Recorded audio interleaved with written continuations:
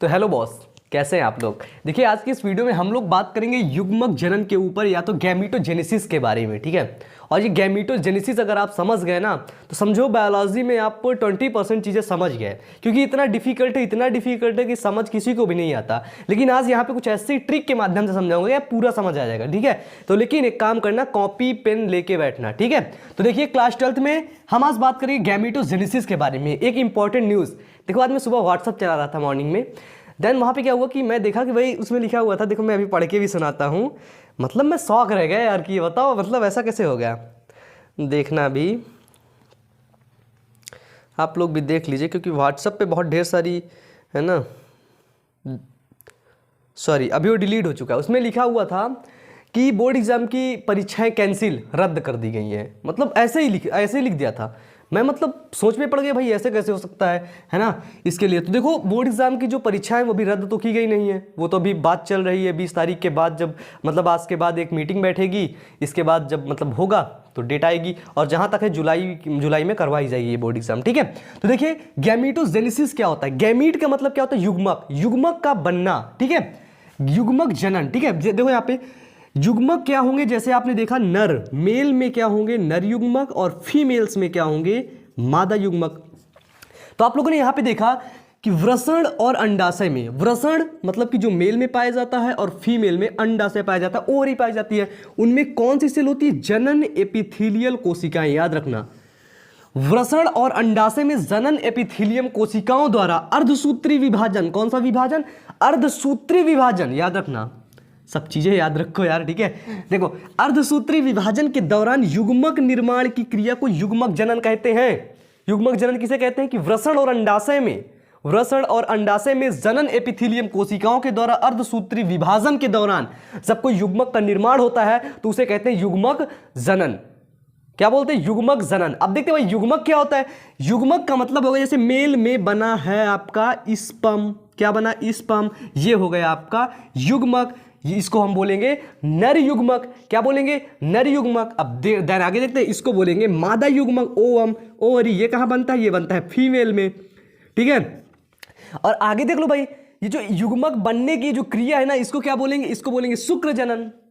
किसमें, मेल में शुक्राणुओं की बनने की क्रिया को बोलेंगे शुक्र जनन।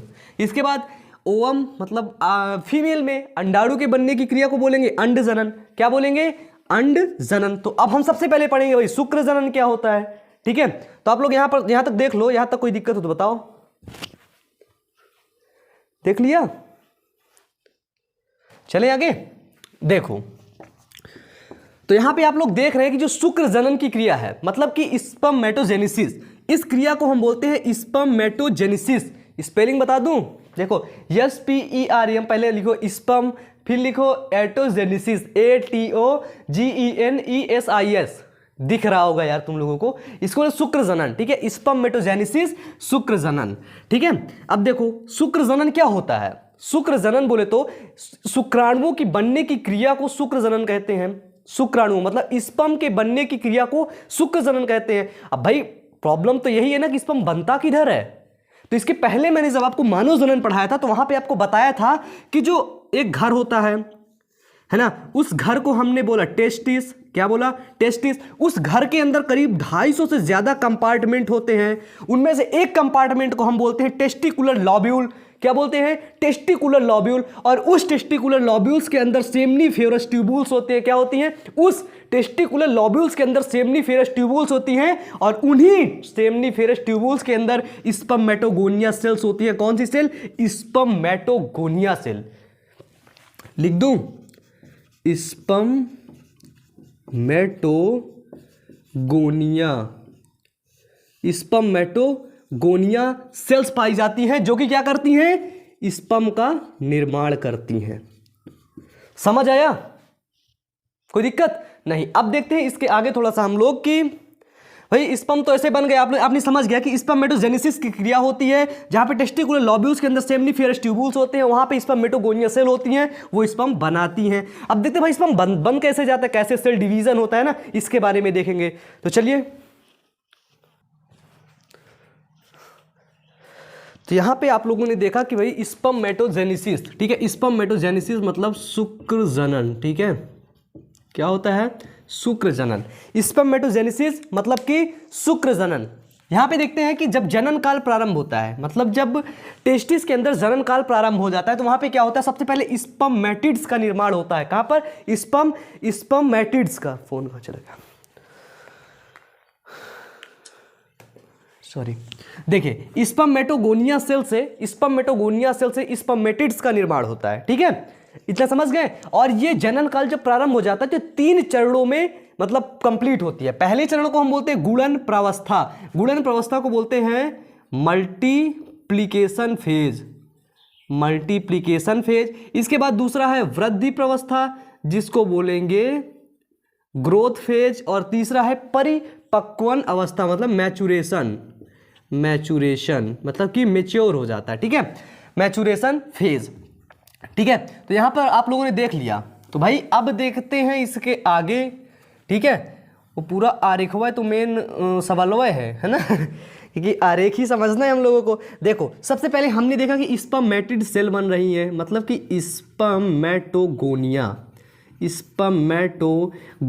से क्या बन रही है बच्चों, स्पर्मेटिड सेल बन रही है। याद रखना अच्छे से, ये बन गई आपकी स्पर्मेटिड सेल, ठीक है, बन गई।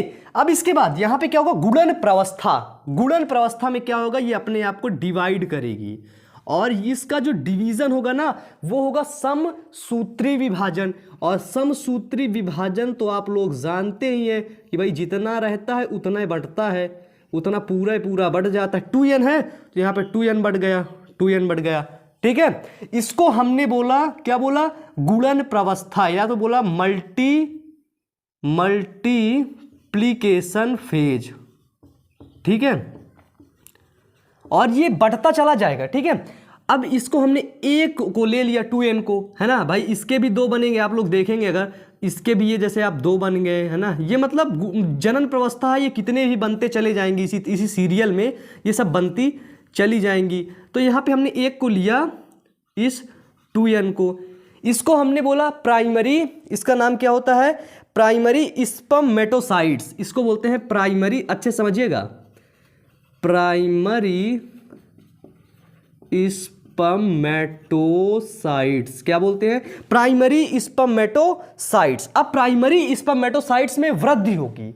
अब जब इसमें वृद्धि होगी बच्चों, तो आप लोग देख रहे हैं भाई ये टूटेगा, ठीक है, और ये जो टूटने की प्रावस्था है इसको हम बोलेंगे वृद्धि, मतलब कि ग्रोथ फेज, ठीक है, ग्रोथ फेज। और ये जब टूटेगा ना तो यन में टूटेगा, मतलब आधा हो जाएगा। और आधा क्यों होगा ये देख लेना, किरण आरेख देखो, समझते चलना, क्योंकि यहाँ पे अर्धसूत्री विभाजन होगा, ठीक है। अर्धसूत्री विभाजन में तुम लोगों ने देखा भाई ये 2 टूट गया, फिर इधर जनन होगी, फिर इधर जनन प्रावस्था होगी, फिर ये इधर 2 टूट गया, ठीक है। तो इसको बोला हमने प्राइमरी स्पर्मेटोसाइट्स, ठीक है, इसको हमने बोला प्राइमरी स्पर्मेटोसाइट्स। इसके बाद हमने इसको बोला सेकेंडरी स्पर्मेटोसाइट्स, स्पर्मेटोसाइट्स, गर्मी बहुत है यार, ठीक है, इसको प्राइमरी, इसको सेकेंडरी। और अब देखो सेकेंडरी स्पर्मेटोसाइट से क्या बने, स्पर्मेटिड्स बने, इसको हमने बोला स्पर्मेटिड्स। ये जो बच्चों 4 बन रहे हैं इसको हमने बोला स्पर्मेटिड्स, ठीक है। शुरू में आप लोगों ने पढ़ा था जनन कोशिकाओं द्वारा स्पर्मेटिड्स का निर्माण होता है, ठीक है। तो यहां सेकेंडरी स्पर्मेटोसाइट से स्पर्मेटिड्स बन गया, और इन्हीं स्पर्मेटिड्स जब परिपक्वन की अवस्था आती है, मतलब कि मैचुरेशन फेज, अब मैचुरेशन फेज आ गई तो देखो यहाँ पे ये स्पर्म का निर्माण कर लिए, मतलब एक स्पर्मेटोगोनिया सेल्स से सिर्फ 4 स्पर्म बनते हैं, ठीक है। अगर एक प्रक्रिया होती है तो अगर ये स्पर्मेटोजेनेसिस होती है तो सिर्फ 4 स्पर्म बनेंगे। अब इनको हमने बोल दिया स्पर्म। आपको यहाँ पता होगा कि एक स्पर्मेटोसेल से, एक स्पर्मेटोसाइट से सिर्फ 4 स्पर्म बनेंगे, ठीक है। यहां तक आप लोगों ने देखा, इतना समझ में आया कि नहीं, पहले ये बताइए।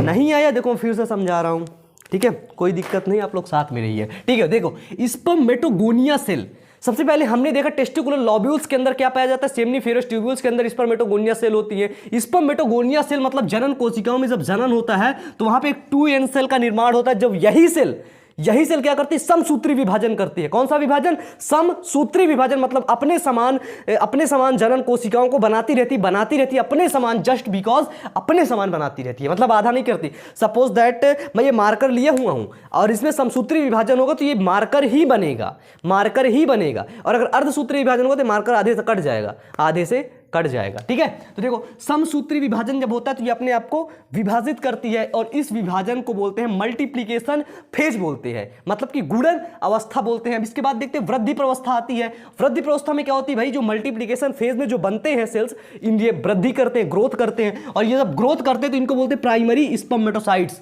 क्या बोलते हैं, प्राइमरी स्पर्मेटोसाइट्स। प्राइमरी स्पर्मेटोसाइट्स में जब अर्धसूत्री विभाजन होता है ना, क्या होता है, अर्धसूत्री विभाजन, मतलब ये आधे आधे में टूट जाते हैं, और जब ये आधे आधे में आपस में टूट जाते हैं ना तो इन्हीं जो टूटने वाले अंतिम में बचते हैं इनको बोलते हैं स्पर्मेटिड्स।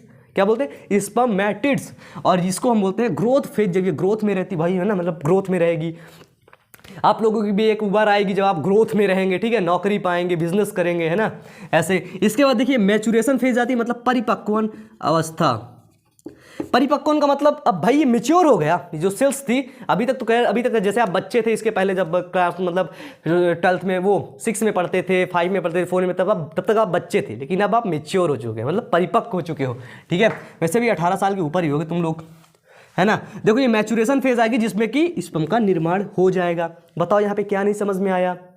इसके पहले मैंने जो थ्योरी बताई है उस थ्योरी को नोट डाउन करो, उसको कॉपी पेन में लिखो, पेन में नहीं लिखना, कॉपी में लिखना है। ठीक है, तो फिर मिलते हैं इसी जोश के साथ एक नए वीडियो में। तब तक के लिए पढ़ते रहिए, मेहनत करते रहिए। Wish you all the best. Thank you.